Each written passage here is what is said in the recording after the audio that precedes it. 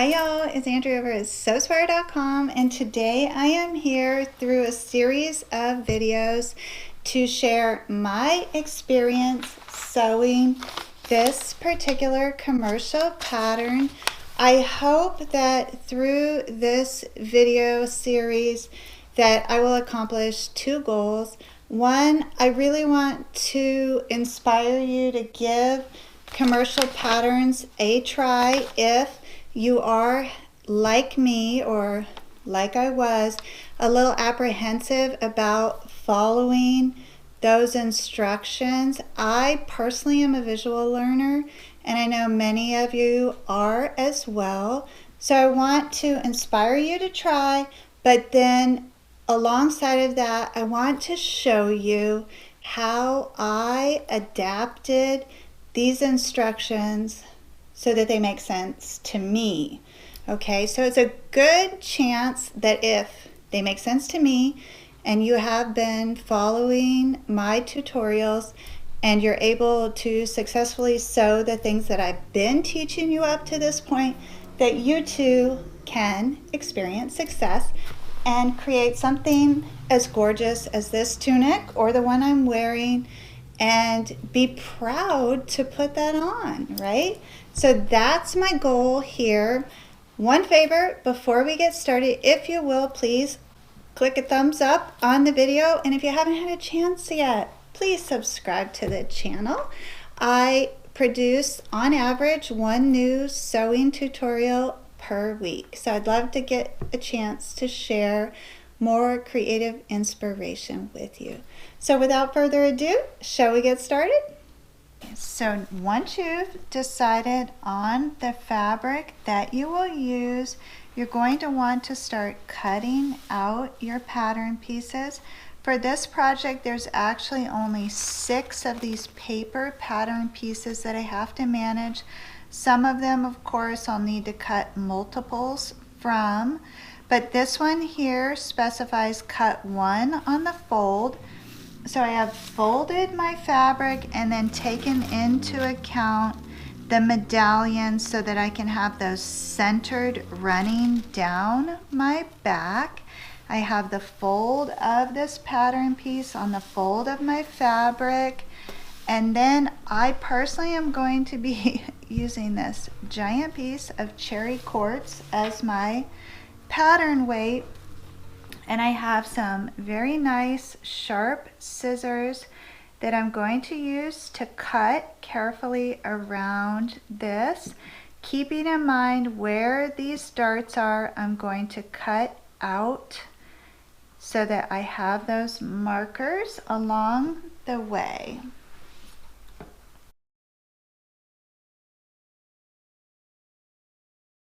I have successfully cut out the back of the tunic, and that's what I'm calling the darts look like. They do not need to be perfect. We just need them in the right place so that we can align them, and then ultimately in the end you're going to cut them off anyways. This is the lower back, which is this stripe on the tunic that I'm wearing now.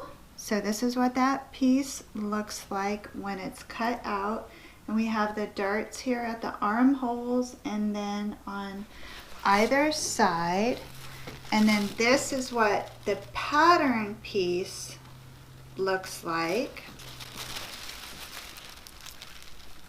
And now I'm just going to move through the remaining pattern pieces, cutting those out from the fabric. And then we will begin to talk about the order of operations in which I assembled this tunic that I'm wearing. I have all of my fabric pieces for this tunic cut out. I'm going to begin by assembling the front of the tunic, which I have right here.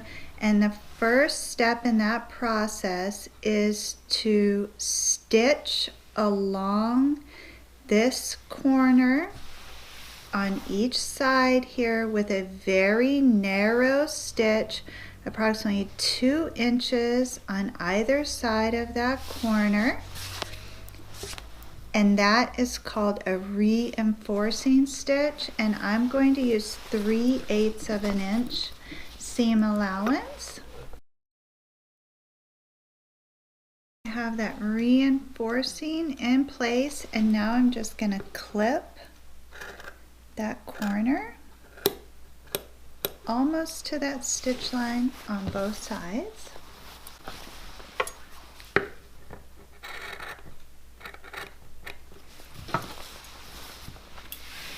And then I'm going to change the stitch length on the machine to 5.0, which is the widest stitch length I can get on this Brothers CE 1100 PRW.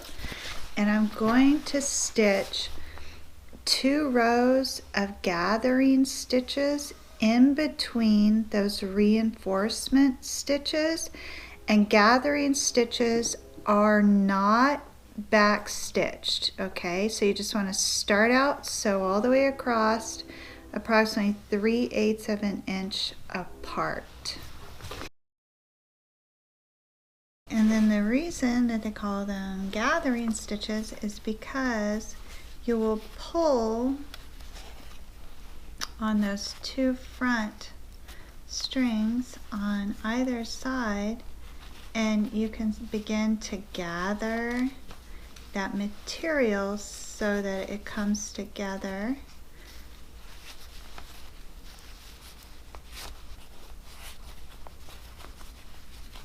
And you can work from both sides.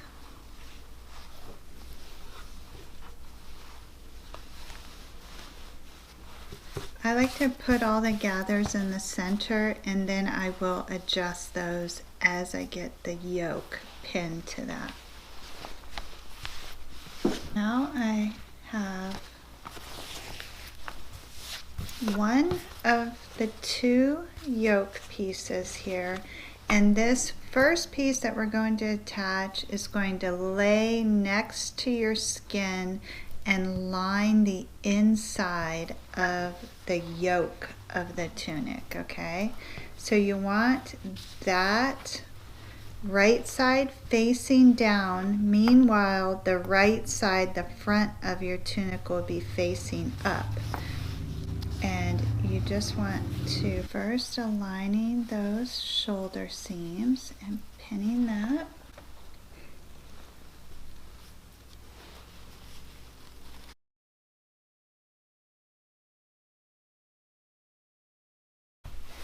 And then once you have the sides aligned, then you can go in at center here and begin from the center and adjust those gathers out to the right and the left. So I like to put a pin right at center, and I can tell center because of the V cut in the yoke.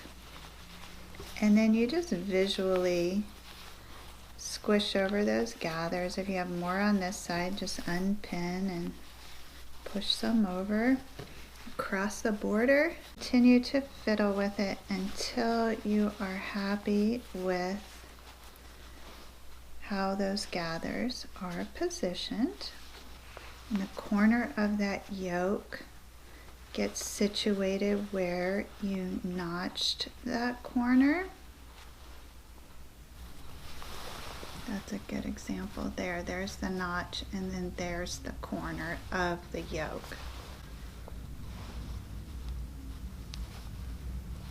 So this portion of the process demonstrates that acronym perfectly. Go slow, align everything, and pin, pin, pin. So once that interior yoke is pinned to the exterior, then you can go ahead and stitch all the way around that to secure that lining to the exterior.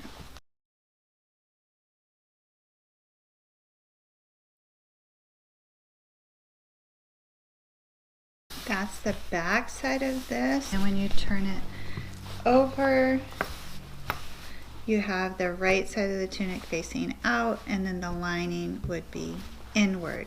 So now what I'm going to do is remove that bottom row of gathering stitching, which has now been secured, and then I'm going to go ahead and trim this all up within 1/4 inch of the seam. I've removed the excess stitching, trimmed up that seam line, and then I press that seam over to the wrong side of the yoke. So this would be the front of the tunic, and this is the back there, the part that'll be against the body.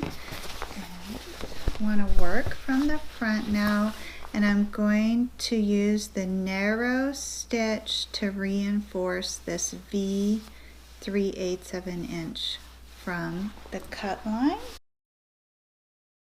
We want to work off the back side of the tunic. So flip that over and you should see the facing that'll be touching the body. Then you have a second facing piece here, and for mine I've carefully positioned that medallion right at center because this is going to be very visible and prominent on the front of the tunic. This particular piece, the bottom edge and the sides are pressed over 3/8 of an inch. First press the bottom and then the sides, and those corners will come up nice for you. So you want to take this piece and position it right sides facing on top of that inner yoke there, and you can pin everything in place to hold it, and then you're going to stitch along that V.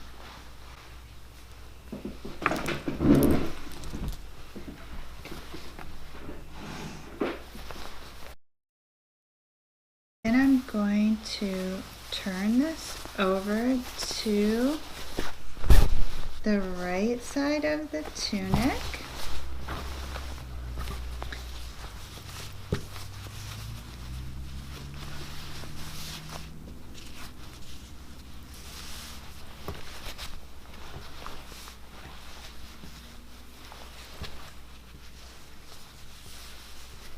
And then go ahead and head on over to the iron and press this all nice and flat.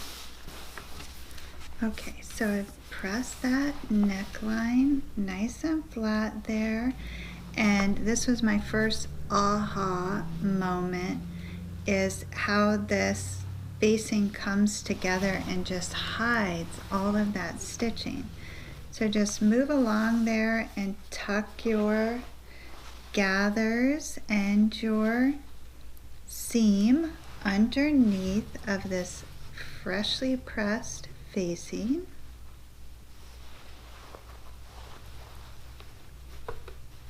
And this is another opportunity for you to adjust those gathers, and you can work in additional pleats or tucks there with pins, because your next row of top stitching will secure all of that.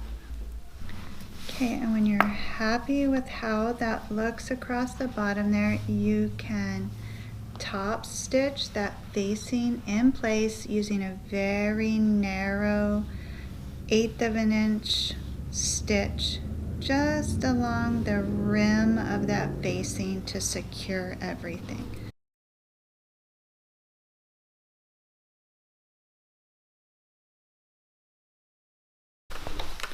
Okay, and then once you have that front facing secured and top stitched, continue on with stay stitching, which you can increase the stitch length to 5.0 just to attach these raw edges and keep them aligned. Okay, so the front body of the tunic is now complete. In the next segment, we're going to begin assembling the back of the tunic.